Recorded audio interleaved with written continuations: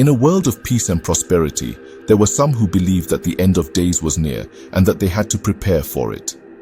These fanatics were from different religions and had different beliefs about how the end would come. The Jewish leaders of the land believed that they should not focus on the end of days, but rather trust in God for the outcome. They hoped that mankind could work with God and bring peace without the end of days. On the other hand, the Muslim and Christian fanatics wanted to bring the end of days so that the prophecies would come true. They believed that this was the only way to bring about peace. One group of fanatics used the atheist view to bring the end, while the other group used religion to bring it. They covered all angles. Many at the top were very educated and belonged to secret societies. They used sleepers in mass that were both disillusioned on the side that they were on. Those who believed in corrupt science as climax change and one world orders, and those who were fanatics in their religious beliefs. Their believers believed that they will be rewarded with virgins in paradise. So, those who were atheists or believers were finally conditioned to not really care about the truth. Many labeled the Jews who were doing all this as scapegoats, when they were the ones that focused on daily living, being an example and a light to the world, and working with God the Creator to bring peace and share in God's creation. The protagonist is a disillusioned member of one of the religious groups who seeks to bring about the end of days. They are struggling with the realization that their actions are causing more harm than good and that they are not making the world a better place. Their goal is to find a way to make amends for their past actions and to help bring about peace in the world. However, they are afraid that they will never be able to make up for the harm they have caused and that they will never be able to find redemption.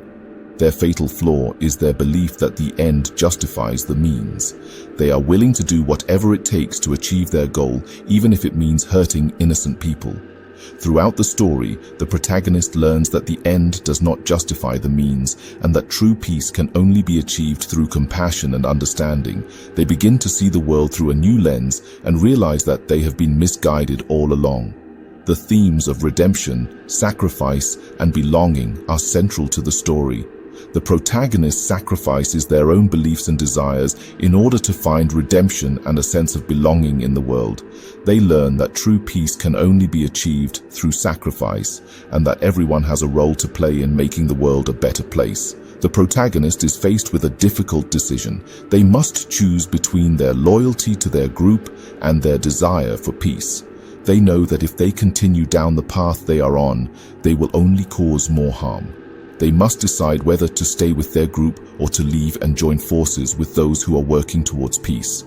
The protagonist decides to leave their group and join forces with those who are working towards peace. They begin to work with people from different backgrounds and religions to find common ground and to build a better world.